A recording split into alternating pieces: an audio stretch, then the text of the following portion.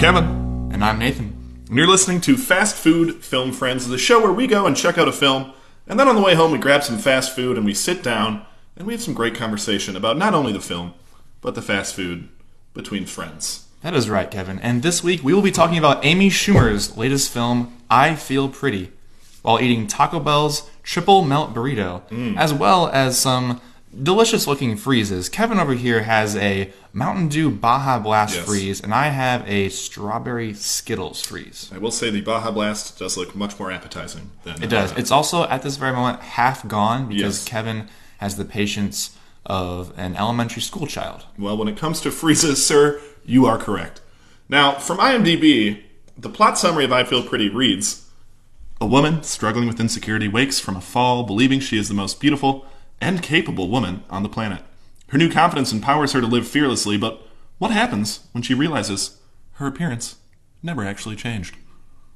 And from TacoBell.com, Taco Bell's Triple Melt Burrito features seasoned beef, seasoned rice, shredded 3-cheese blend, and warm nacho cheese wrapped in a warm flour tortilla. Wow. They really don't have a lot of adjectives over there at Taco Bell HQ. Mainly seasoned. And warm. Mainly seasoned. And again, similar to last week, warm, debatable. We'll get there. We do want to start with a few corrections from last week, if you listen to episode 1 of the podcast as well. We had reviewed the movie Rampage, Dwayne Johnson's new masterpiece. Yep. Some are hailing it. A lot of Oscar buzz. We had discussed the term primatologist, and Nathan, you did not believe that was a word. Correct. I did not believe the movie. I didn't believe for 1 second that the word primatologist was real. We called up our local Merriam-Webster specialist. Yes. There was a bit of a, should we say, a heated verbal tussle. And at the end of the day, you know what? Primatologist is a real word, and you have to pick your battles to win the war. That's right. And we lost that battle, but we definitely won the war, I think. I would also like to make a personal correction. Now, we had talked about other primate-themed movies, and I had mentioned a movie, I believe I called it Rocket Monkey, or Rocket Chimp. Yes, I believe so. When in reality, what I was thinking of was the 2008 masterpiece, rated G, so good for the kids, not even PG, just straight G, Space Chimps. I believe that's why I had no idea what you were talking about. Space Chimps, an American classic. I owned it in, I believe, 3 different formats. Wow. HD DVD, Toshiba's regular finest. DVD, and VHS. vinyl. Oh, vinyl. The soundtrack. Oh, great soundtrack on that. And we also just wanted to real quick clear the air. For those of you who listened to our episode last week, you might remember that we had an assistant in office. Her name was Susan. Such a great help around here. Very kind. And you might notice this week she's no longer with us, and you, I'm sure, are wondering why that is. And we're sad to share that there was a bit of an unfortunate incident this past week. We received a telegram explaining that Susan had actually won the Powerball jackpot last week. The telegram came straight from Cabo. Yes. And they have great telegrams. And Susan had some rather unsavory words for Kevin and I, which I thought was quite out of character. But nevertheless, I wish Susan the best. Absolutely. And I can't wait to hear from her soon. You know, I'm excited that with that Powerball money, she'll be able to buy some artificial arms. Absolutely. And maybe, a small robot parrot that could sit on her shoulder and speak for her. I think that's a great idea, Kevin. Just, to really open up the world to her. On that note, though, I myself am very hungry. You ate most of my $2 popcorn at that movie, so I think we should probably dive into these Taco Bell Triple Melt Burritos. Let's do it. Let's take a bite. There's few materials that I enjoy more than just the wrapping outside of Taco Bell taco. Absolutely. It's just so smooth. Now, these burritos, I don't know what constitutes a triple melt. Before we bite it, I don't know what else other than cheese has been melted into this. Yeah. I know they mentioned some seasoned beef and seasoned rice. It might be the 3-cheese blend. Yes, but then they also have warm nacho cheese. So why is it not a quadruple melt burrito? That's what I don't understand. Let's dive in.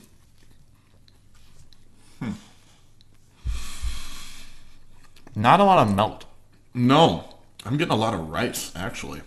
A lot of rice, a lot of beef. Not what I expected at all, actually. I think I would like some fresh veggies. I mean, not fresh from Taco Bell, but some vegetables. Because just the rice and meat are kind of dry, actually. Yeah, this is severely underwhelming. It's kind of like the basis that all Taco Bell food starts on.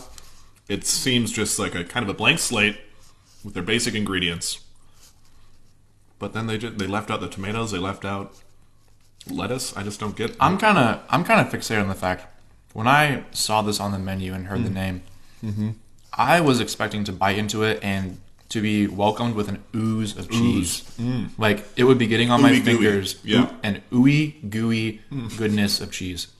I expected the same. That is nothing at all like what I'm actually being greeted with right now. No, there's they might have actually forgotten the warm nacho cheese. Because I literally barely see any cheese. It just seems like rice and beef. But I will say the one thing that caught me off guard mostly about this, when we ordered it, I thought, well, that's probably, it's a featured new item. I thought it'd be maybe $2.50, $3.50, and it was $1. $1 per burrito. Which I guess clearly you get what you pay for, but that really took me back. Yeah, I was very impressed as well, and but yeah, I think it's an appropriate valuation. Yeah, I would like to pay less actually for that. But I actually just reached. I got some nacho cheese. I reached a small pocket. Yeah, of the meltiness. Ooh, yeah, see right now. Mine's at the same spot. It's that right mid pocket. Yeah, where they hide all the cheese. That's where they hide that nacho cheese. That is quite a focused area of nacho cheese. I'm squeezing it out of my burrito now. I'm just gonna kind of suck it up like a Hoover. Yeah. Yep. That's nacho cheese, all right. That's that gas station ballpark in a cup nacho cheese that you're looking for. Yeah. But I'd like it more throughout. I feel like they need to go with like a Pancheros approach versus Chipotle, where they actually mix up the stuff inside the burrito before they give it to you. Because that is one very concentrated pocket. Yeah, I'm pretty sure I just in one fell swoop consumed all the nacho cheese. I agree. In my burrito. I agree. And speaking of consuming things in one fell swoop, let's talk about this movie that we consumed in one fell swoop tonight. Let's do it.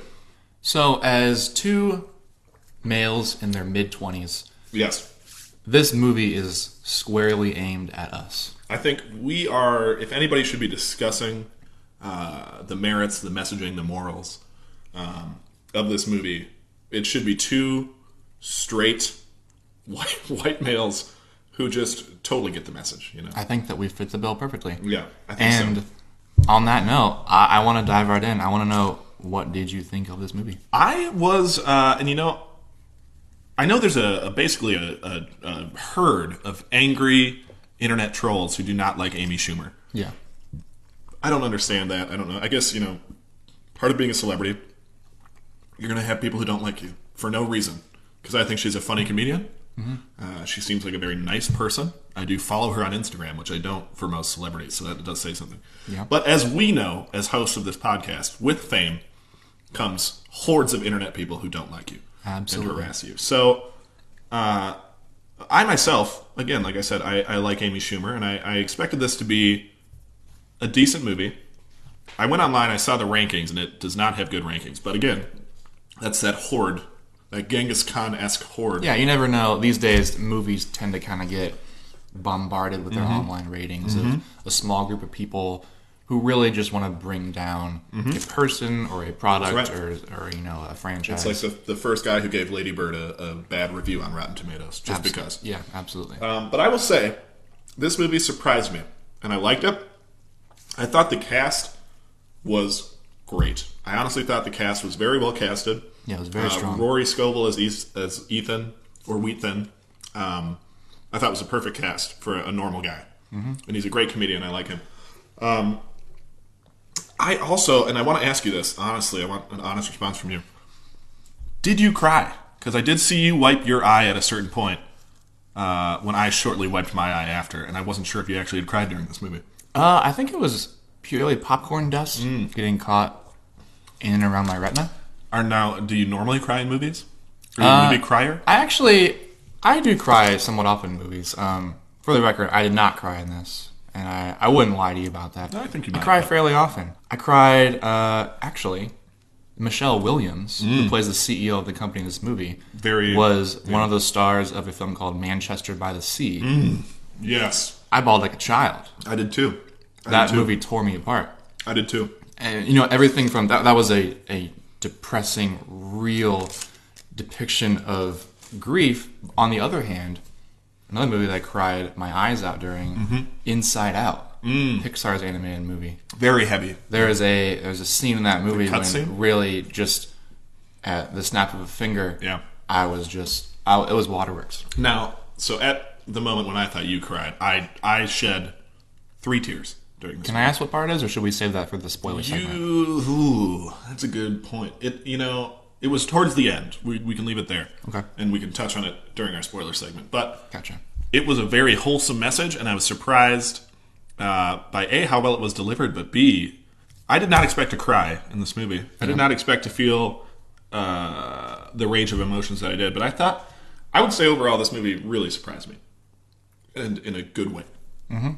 I think, again, Rory Scovel was great. I think the guy who works with her in the web office was phenomenal. And, nobody's going to know his name.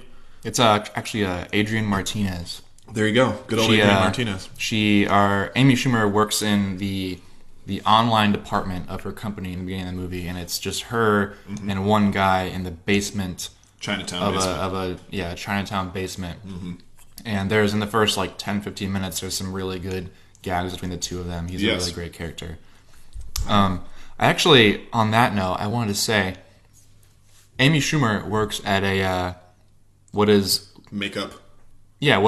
explicitly called an e-commerce boutique. Yes. Okay? Yeah. And this company has an entire building in New York City. Was that what you understood, or was this a floor of the building? Here's, I think that little Chinatown office was the e-commerce boutique, but I think the building in New York was on the level of like a Maybelline or a CoverGirl. Right. So they're doing much more than.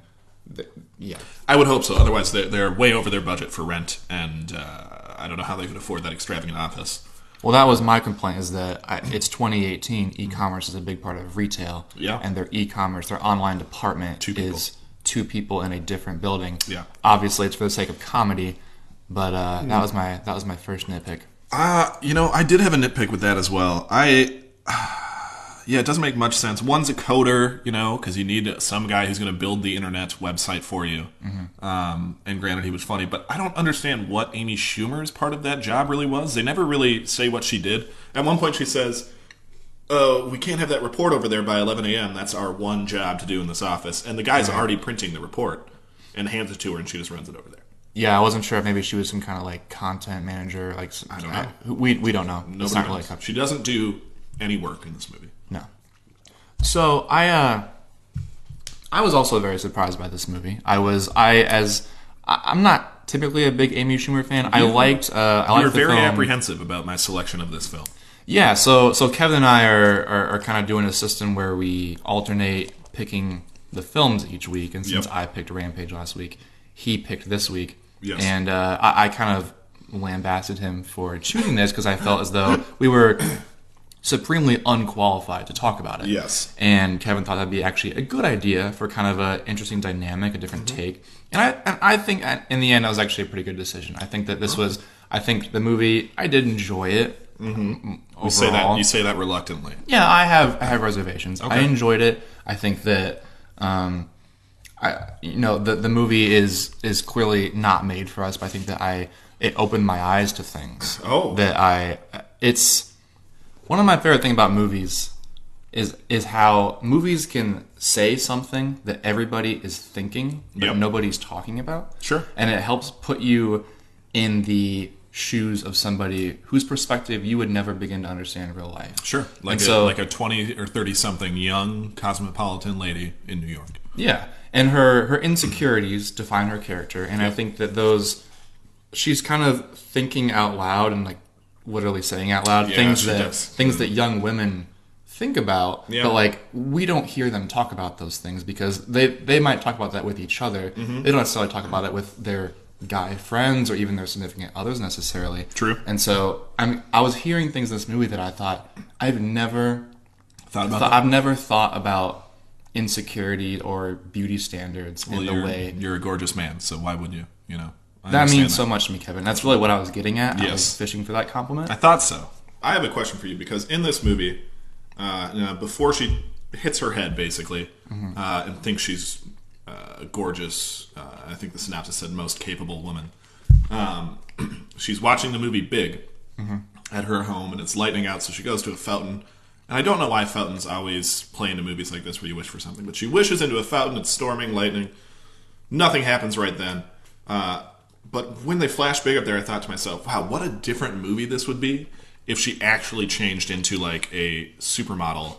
And see, that is going into this movie. I hadn't really seen many trailers, or I hadn't really paid much attention to the marketing, and so I didn't know how this dynamic would play out. Yes, I was imagining that that's how it would be. That it would be kind of this like whenever like we see her from her perspective, like maybe looking in a mirror or something. It would be a different it's a different actress entirely. Yeah, but instead it's this much more comedic. Yes. Effect of like she's looking at herself, and but like you can tell by her reactions, by others' reactions, that what she's seeing and what others are seeing is completely different. Not the same. And it makes for a lot of really good scenes. Like there's 3 or 4 scenes that are just it's just like, a 5-minute gag about she sees this but they see this. Yes. And it's hilarious. Like there's a lot of really good scenes that are just built on that. Her brazen confidence is so off-putting to people, and it's almost it kind of takes people back, I think, because in this movie, they see her,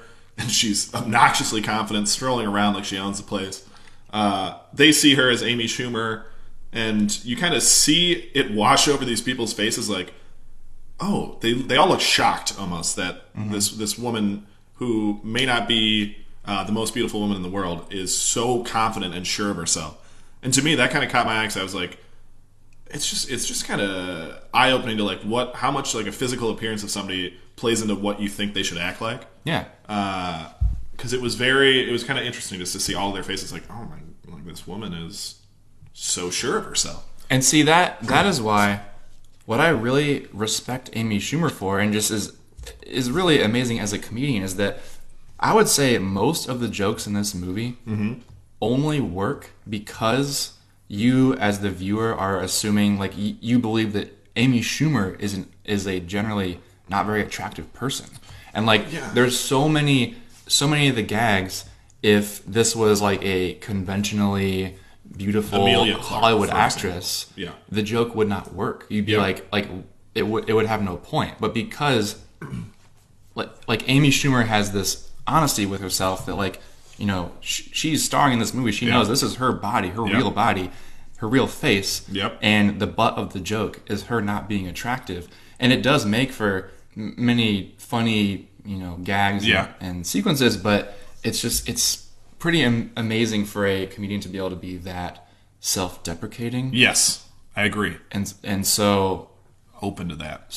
Yeah. Yeah, it I have to agree with you on that. I will say I don't understand why. I mean, I don't think she's a bad-looking person. That's what I don't get. Is like, because she's in, and I don't want to like get on a role of like ranking people physically, but I think that she kind of part of her shtick in comedy is that kind of I'm myself. Like she's authentic. She doesn't care about presenting herself in any way that she's not. She has this like kind of down to earth, real girl personality. And so I think it's very like on brand for her. I agree. Because I'm familiar with her comedy, I can totally understand like, oh yeah, Amy Schumer is like the girl who's normal and who makes jokes about girls who are more attractive and who put effort into their appearance, that kind of thing.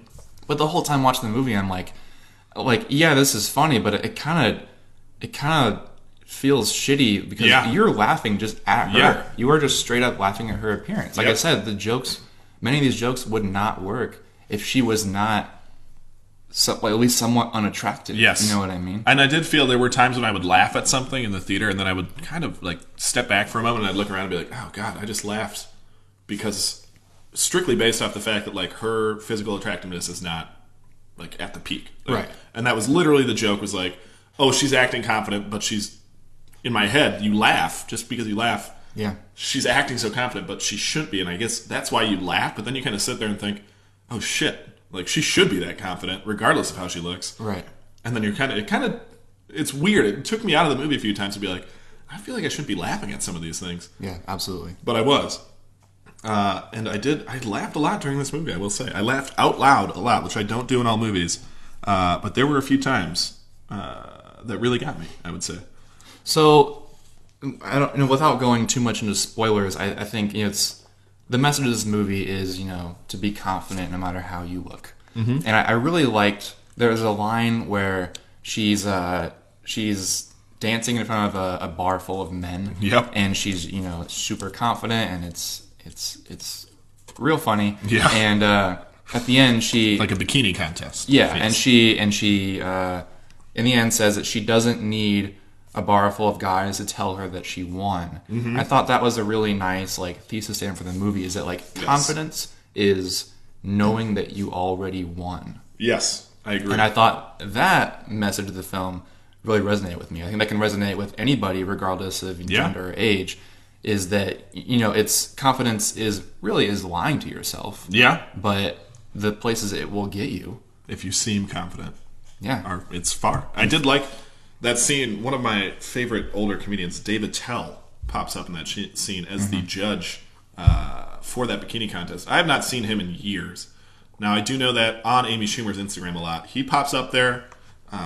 Who else? She's good friends with a group of comedians. David Tell. I want to say Chris Rock she's really close with. Mm-hmm. It's kind of a ragtag group. But David Tell, I love. He used to have a show on Comedy Central called Late Night with David Tell. I was a teenager. It was late at night. It was kind of scantily clad. So I was all about it. And seeing him was great. But he has a line in that same scene where he says, he goes up to the guy who she's on a date with in that scene and says, man, your girl killed it.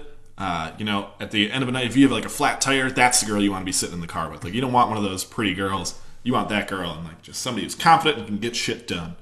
And I was like, yeah, it doesn't really matter. Because even if she was a better looking person or a worse looking person but still had that confidence, he would have said that same thing, I feel like, regardless of looks. Now, I've noticed that you're barely drinking your freeze here. Well, the burrito is severely lacking in what I thought were going to be its key ingredients. Yes, cheese. The freeze, on the other hand, really, they doubled down on the strawberry Skittles. It looks red. I mean, that is red. I'm very interested to know the process of creating this freeze. You don't want to know. I'm sure it involves some kind of melting down. I'm sure this takes hours of at least of meticulous months. Skittles harvesting. Yeah, only because the red this ones. is the purity of Skittle flavor in this freeze is much stronger than any actual Skittle I've ever eaten in my entire life. That's what really put me off about that one, and I'm glad that you sacrificed yourself and took the Skittle flavor so I could get the delicious Baja Blast flavor. I'm a big fan of Baja Blast myself. Me too. And we had kind of touched on that. But it's nice. It's basically the same as Baja Blast. Just a very cold Baja Blast, but it's great. I'm not at the point you're about maybe a quarter of the way done with yours. I'm at the point where I've basically sucked out all the juice of my freeze, and I'm just kind of poking for the snow-like leftovers at the bottom. Yeah. Where you can kind of just do 1 inch of freeze per straw every time you suck. That is the most tedious part of the freeze. It is. And I am deeply regretting not also getting the Baja Blast. When we were in the drive-thru together, I initially did order 2 Baja Blast freezes because I love Baja Blast. Yeah. I think it's one of my favorite sodas. It's fantastic. So good. God, it's good. And then I looked at the menu and I saw Skittles Strawberry Freeze. The people need to know what this tastes like. I'm sure there's a lot of people who drive through and think, God, I would like, one of those freezes looks nice. Maybe that Skittles one would be good. But I'm sure they're too scared to try it. So I think a lot of people say, I would love to have 1 sip of that. Yeah. And instead, I'm getting dozens, if not hundreds, of sips. But you can save them from that sip. It's true. Sharing every sip that I'm taking is a life saving saved. a sip from a listener. Yeah. And that's what we're doing here. God's work. Really, it's noble, it's selfless. I agree. I don't do it for the accolades. I do, but I also like the charitable aspect of it as well. Speaking of accolades for this movie, I never knew her name was this. Her name is Busy Phillips. Busy Phillips is the actress's name. Now, she's one of Amy Schumer's friends in this movie. She has two basically best friends. So she's from Freaks and Geeks, right? She is from Freaks and Geeks, which was great. I love her from them. She's got brown hair in this. Looks different. It's Amy Bryant, and who I love from SNL. She's great, hilarious. Yeah. I feel like I'd like to spend like a rainy day Sunday at her house in like pajamas just watching movies with her. She seems like she would just be so much fun to just hang out with. And maybe I follow her on Instagram too, actually. I just realized now I got to follow Busy Phillips. But Busy Phillips from Freaks and Geek, I swear she was in like a Final Destination movie at some point too. She's in a lot of things. You will recognize her, that's for sure. But she played the older sister in Freaks and Geeks, the blonde one who kind of always wore a military jacket, I want to say. Oh, she actually played the boyfriend. One of the sister's friends. Yes. She's in the friend group with James Franco and Seth Rogen. Yeah, she kind of dates Franco for a bit, doesn't she? Yeah. Okay. But she was great. I will say the main kind of tangent I wanted to go off on here, though, Emily Ratajkowski. Now, I saw her in the trailer. She's basically an Instagram model who's obnoxiously gorgeous, you could say. She was in this. I thought she was going to play a much smaller role, but she has a few scenes in here. What did you think of her acting, Nathan? I'm curious. I mean, I wasn't too keen on her acting. I wasn't familiar with her background. I kind of got the vibe that she wasn't too experienced of an actor. Sure. Her character essentially just plays this she's this woman who Amy Schumer idolizes as like the perfect symbol of beauty. Mm-hmm. And so she kind of like comes in and out of the movie here and there to kind of like, and it's like Amy Schumer acts differently towards her based on what Amy Schumer's character is experiencing in that moment. And so it kind of makes for some good moments. I would say so. So are there any final thoughts you want to share on this movie before we move on to our spoiler segment? Michelle Williams is in this. She plays the CEO. Yeah. And they do touch on it in the movie. Her voice is just like a helium-filled teddy bear. Like, I can't handle it. And it's very annoying. But at one point she acknowledges, like, oh, people don't take me seriously because of my voice. And I was like, that still, in my head, did not make it worth her having that voice for that movie. Yeah, it was kind of bizarre that, like, she... Michelle Williams is a great actress, and it just seemed like a kind of... That was like the one odd casting decision. Yes, I thought there was. Yes. But yeah, she's kind of putting on this again, kind of like a caricature of like a beauty CEO. Like she's not this character who's grounded in reality. She's like this person who you immediately laugh at once you see her walk and hear her speak. Yes. The first scene she's in, she kind of strolls in like she's floating almost, like a pixie or a fairy of sorts. And then that voice just really hits that point home. But it's just a little unnecessary. I feel like she could have just been, I don't know, she could have had some other fault that people didn't take her seriously. And then I thought her brother, played by Tom Hopper, and I'm not sure what he's in at all. I'm not even going to click on his IMDb page here. But he was basically, in my head, a generic or knockoff Dorian Gray from 50 Shades of Grey. Honestly, for a second, I was like, is that Dorian? And I haven't seen those movies because not really my cup of tea. Because we have not yet marathoned all them together. Correct. That's the only way I do that is marathoning 50 Shades of Grey, all three with Nathan, naked. So stay tuned to episode 3 for that. Yes. But in the meantime, let's take a short break and hear a word from our sponsor. Let's do it. Today's episode of Fast Food Film Friends is brought to you by MailChimp.com. Do you live in an apartment building and have too many flights of stairs to go down to get to your mailbox? Is your driveway just too long for those cold winter days? Go to www.mailchimp.com and sign up for the only chimp mail retrieval service where we will send a chimp out every day to grab your mail and carry it straight to your door. If you want a special discount, you can go to www.mailchimp.com/fastfoodfilmfriends and enter the code MONKEYMAIL. That's mailchimp.com/fastfoodfilmfriends. MailChimp.com will not be held liable for any ruined mailboxes, bodily damage, or flung feces. And we are back. And it is now time for the part of the show that we like to call Spoiler Snacks. That is the segment where we both talk spoilers about the film Delicious and spoilers. Eat snacks. And delicious snacks. So tell us about the snack that we're eating today. Today we have, and normally, well, I guess we've only done one other episode, but we've kind of gone off path, not related to our food, and had a separate snack. Tonight we decided to change things up. while we were in the drive-thru, we noticed, Nathan here actually noticed, the Cinnabon Delights from Taco Bell, which are basically a breaded ball that's been fried, coated in sugar and cinnamon, and then has the cinnamon roll frosting on the inside. I don't know, do you have an official description pulled up? Is that what you are working on over there? But they look... Now, I've had these before. Nathan, you have not, correct? Correct. So I, in my head, thought they were a strictly breakfast item, as a cinnamon roll tends to be. But Taco Bell apparently is slanging these things all day, every day. So don't limit yourself. Don't think you can only get these in the morning.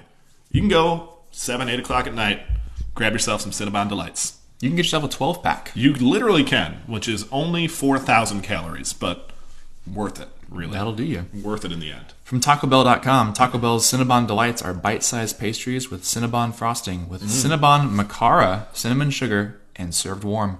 Macara.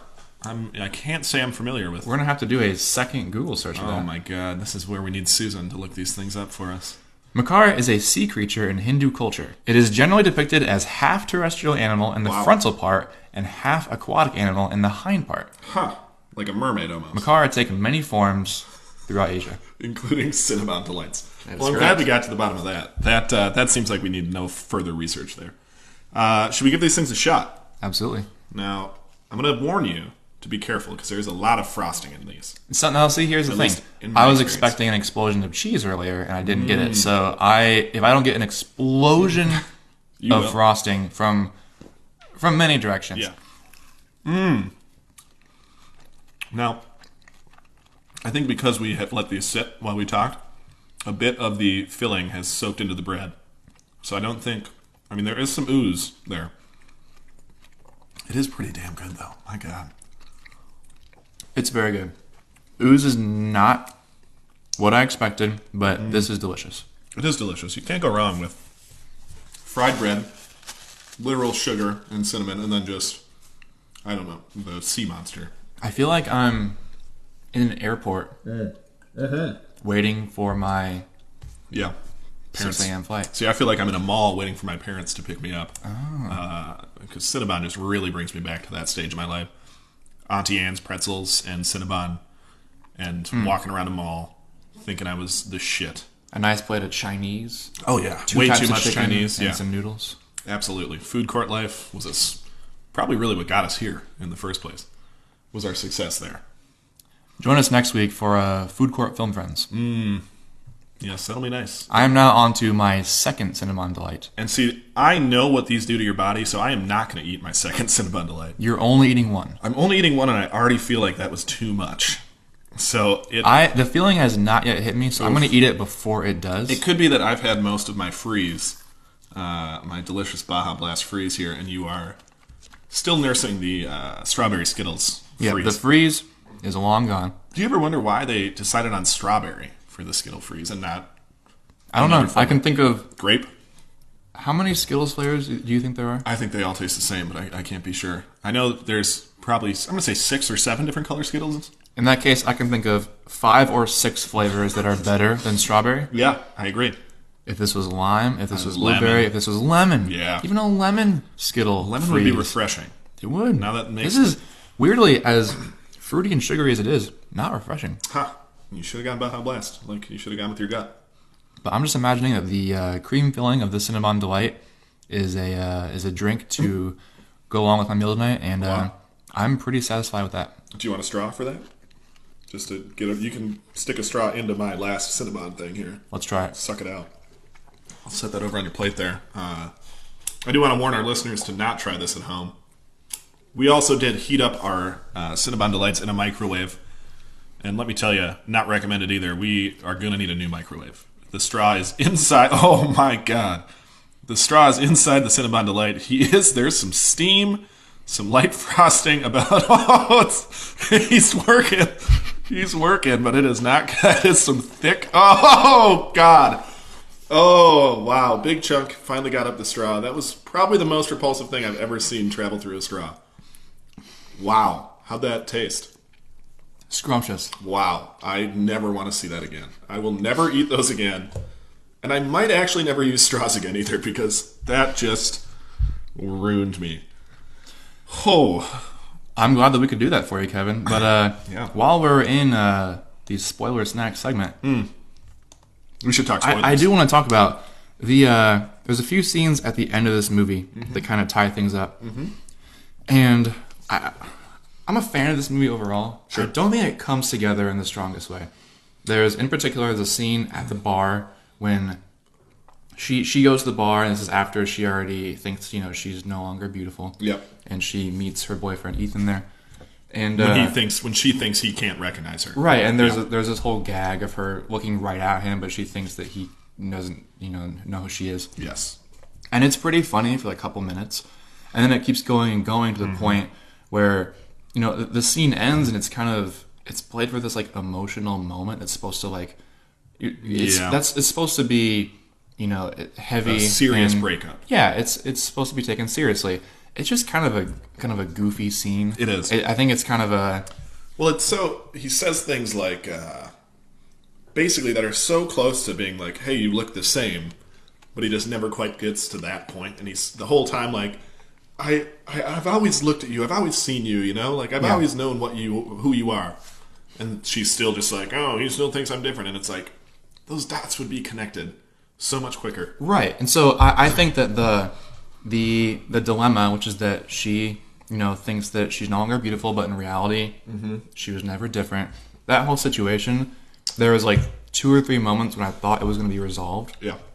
And it wasn't. It just kept going and going. There's a scene with her friends, a scene with her old all-night apartment coworker. Yeah, yeah. And it's not until there's this big climax on a runway when she's she's giving the speech and she has these photos ready of her when she was quote unquote beautiful versus when she's not, and then she sees it on stage and notices she looks the same. Yeah. And the at that moment the logic of this movie out the window. Gone. I thought the exact same thing. My mind was moving like at warp speed, trying to understand how that happened, and there's no point in trying to understand it. There's not. There's not even by the rules of this movie does that make any sense. Well, she put together the little slideshow that she's showing. She looked at both of those pictures before they were projected onto giant screens, and she didn't notice then that she looked the same. Right, and then so for a moment while that was happening, I thought the exact same thing, and I was like, wait, is this the exact same presentation deck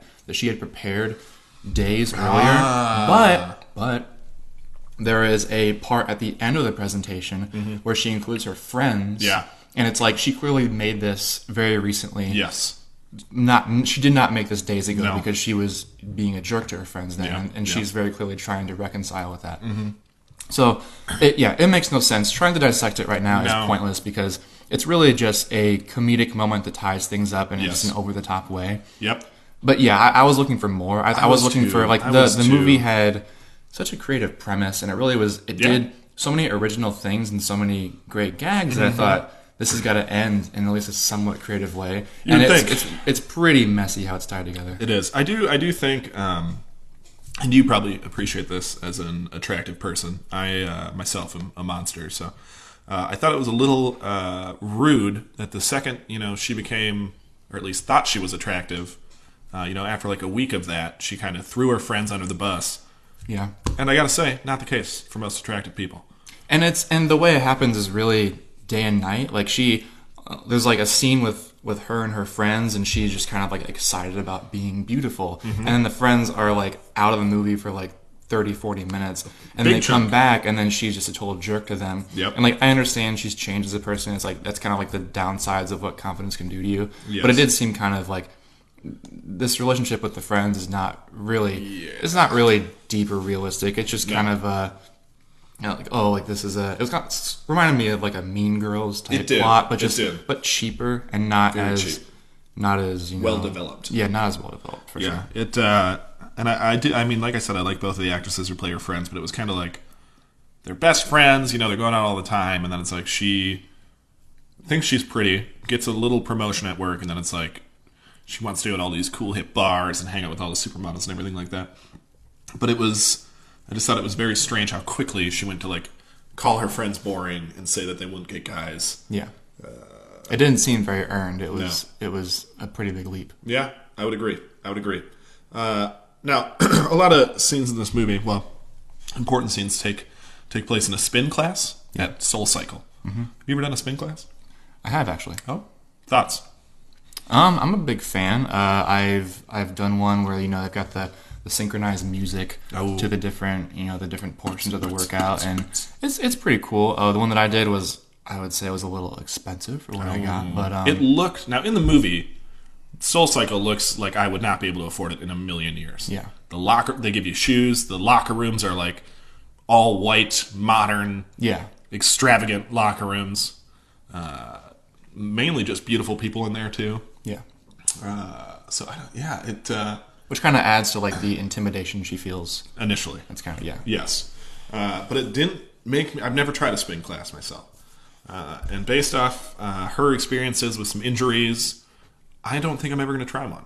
This was not a good advertisement for spin classes for you? No, and I know Soul Cycle probably paid money to be the featured spin class. That reminds me, Target definitely paid money for this movie. Big money. The plot of this film for the company that Amy Schumer works for basically is that they are trying to develop a product line specifically to sell in Target. Yes. When that entire plot line could have just said that they want to develop a product for department stores. For normal people. Yeah, they could have. They didn't need to say Target, but they used the word Target a dozen times in this movie. Yes. And the big pitch to Target. The big pitch to Target. You going to be there for the big pitch to Target? And there was a moment, a totally separate, unrelated moment with a girl on the street who said she got her dress from Target. Yes. And I was like, at this point, that's just too much.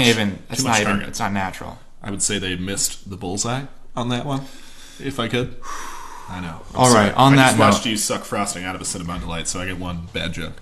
1 for 1. 1 for 1. That's right. Eye for an eye. On that note, we should probably get to a verdict.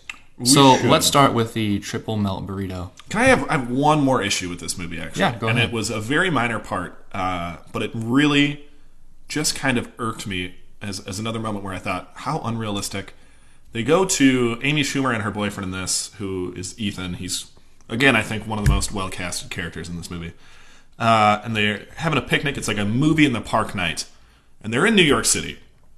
So let me tell you, I don't live in a big city. We don't live in a big city.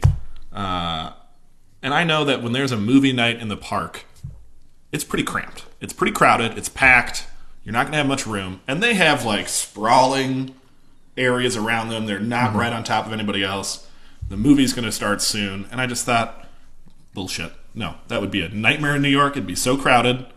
And they're just floating along. And you can tell by their clothing, it's a beautiful day. Gorgeous day. They're wearing t-shirts and Everyone's shorts. going to be in that park to watch a movie. Everyone. There's only one park in New York? I think so. Yeah, that's it. New York Park. New York, that's right. Downtown New York Park. And so I just thought, that park can't be that big. It's got a baseball field, an ice cream stand, and I think one soccer field. I think that's where the White House is. I think you could be right. I think it's actually the Statue of Liberty, though. We will look into that. If we had an assistant this week, they could look into that. But God damn it. On that note, I do want to get to a verdict. Yes. I want you to let me know the Taco Bell Triple Melt Burrito. Yeah. Yay or nay? That was a just monstrous letdown, I would say. There was that one bite of nacho cheese that really oozed. Other than that, it was dry, flavorless. They said 2 things were seasoned in their description. Nothing was seasoned. They also said 2 things were warm. Not warm either. Also not false. Seasoned, not warm. Even being $1 for that item, not at all going to end. I would pay $1 to never have to eat it again. I would pay more for just one of their normal burritos, which are just, at least they're, ooey, gooey, good. Yeah, but that was one would expect. Yeah, that was not good. I will say though, the Baja Blast Freeze, highly would recommend on a hot summer day, cruising around with your friends in a convertible, eating Taco Bell with a Chihuahua. Probably a good buy. How about the Cinnabon Delights? I'm not going to eat those again in my life. It's the same rule I take with Cinnabon, really. No. Just don't. It just seems like the most unhealthy thing that you could put in your body. And we here at Fast Food Film Friends are about health. We absolutely are. I would say the Triple Melt Burrito from Taco Bell, hard no from me. Yep, good. Definitely one of the biggest letdowns that I've experience in very long time. I'd say in the history of fast food film friends, the biggest letdown. I would absolutely. I would agree. Bar none.